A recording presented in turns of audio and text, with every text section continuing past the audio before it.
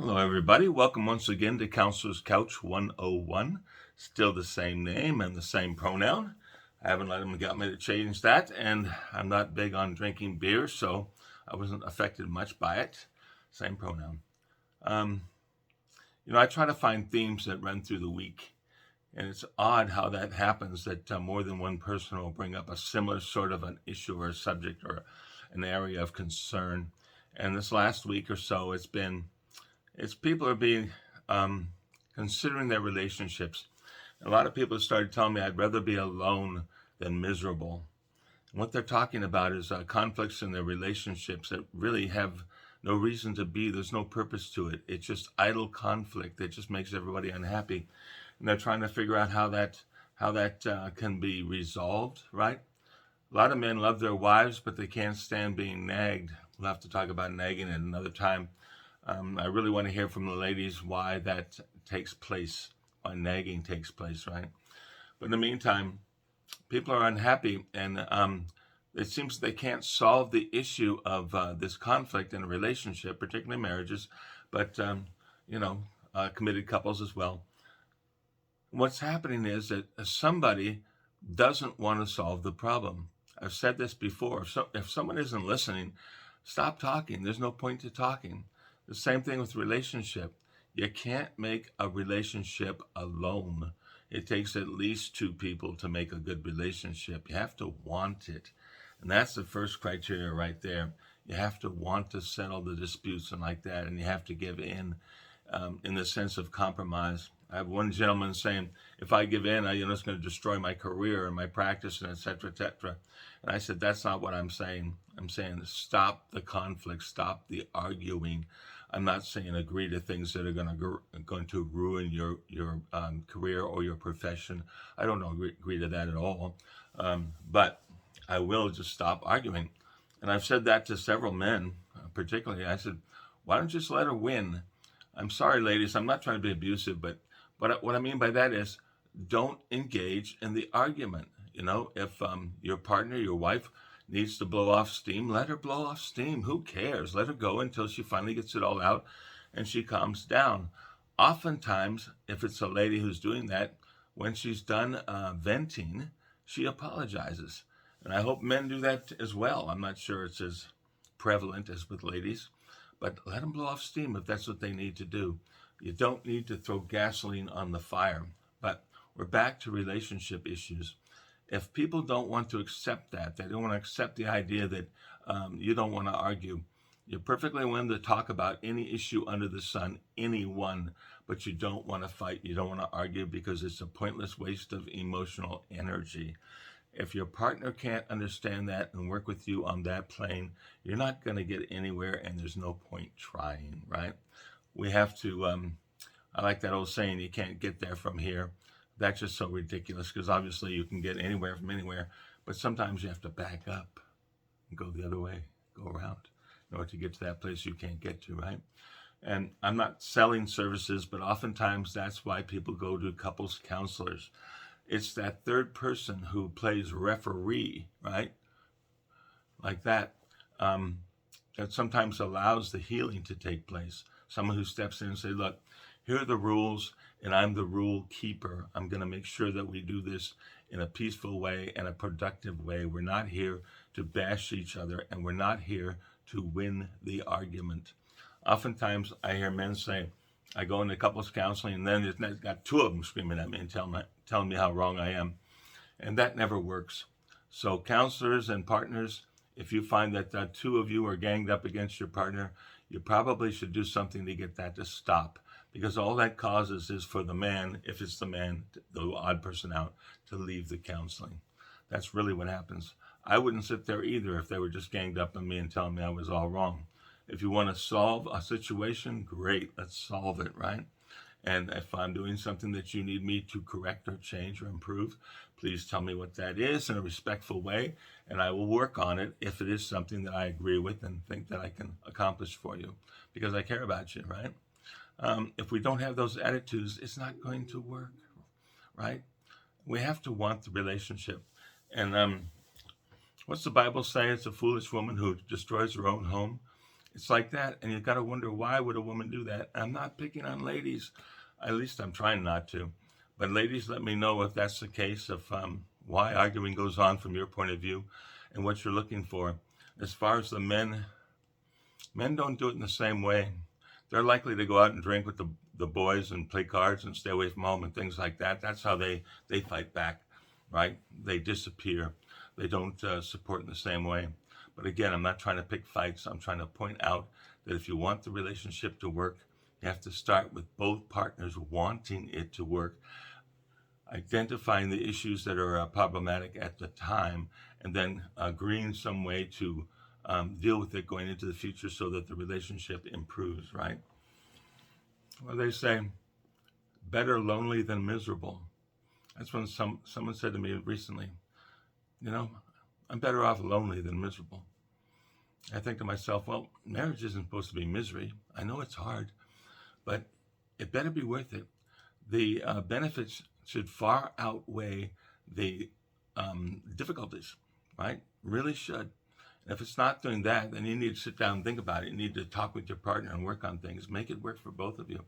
And oftentimes that can be extremely problematic if you have different goals in life and different attitudes about a lot of things, right? Which is why I strongly suggest and encourage folks before they get married to go to marriage counseling, to a qualified, experienced marriage counselor, to discover, identify the issues that possibly could come up before you get married, and particularly before you start having children. Oftentimes people are married because they had children. That's the reason they got married. We did it for the kids. But that doesn't mean you're happy. It doesn't mean the relationship is working or that it's helping those children, right? So I strongly recommend people get counseling before they get married. But if you're in the marriage and you want the marriage to work and you want to keep the marriage, you have to work on it together. If you're both not in it together, you might as well live in separate houses. There are lots of ways to accommodate problematic marriages.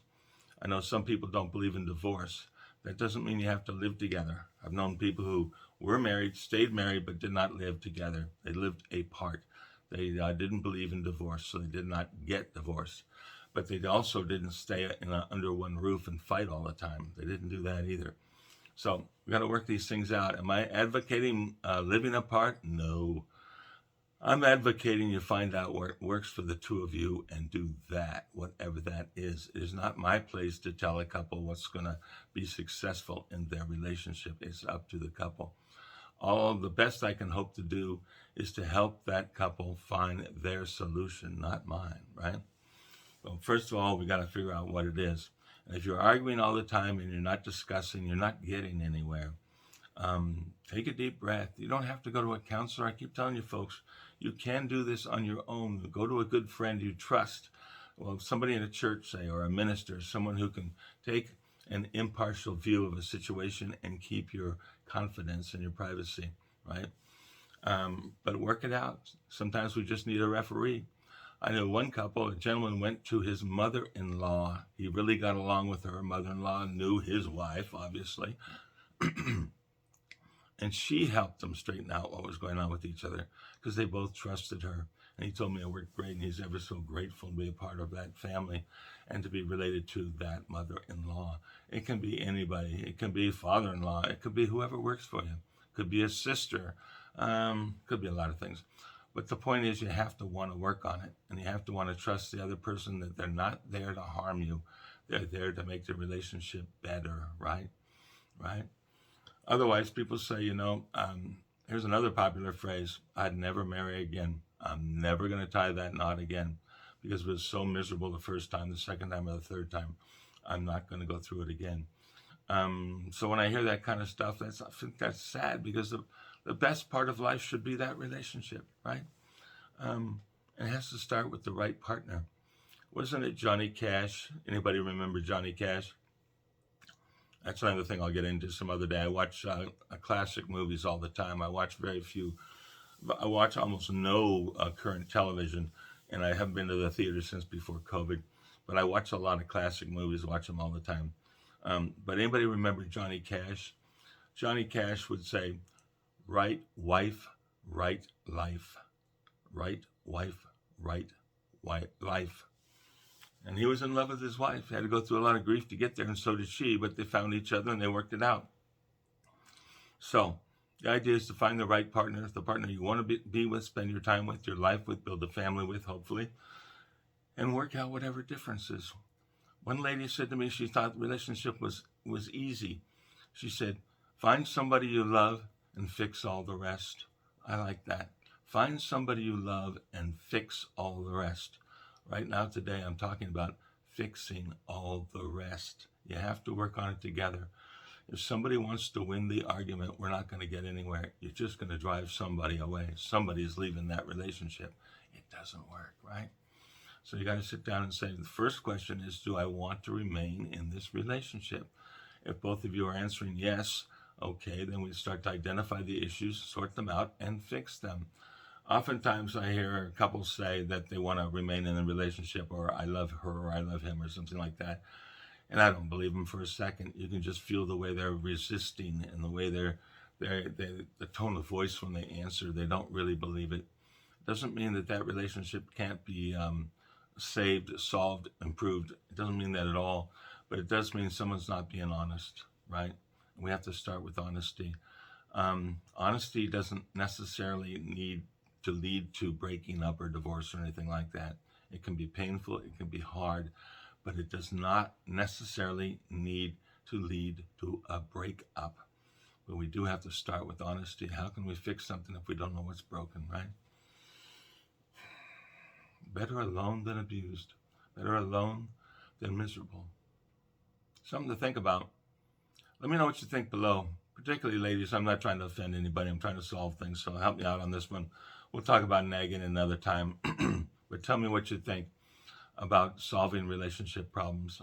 If you got any ideas that will be helpful to other people, please share them in the comments below, or send me an email if you have any questions about that might lead to a good discussion that we can post on here.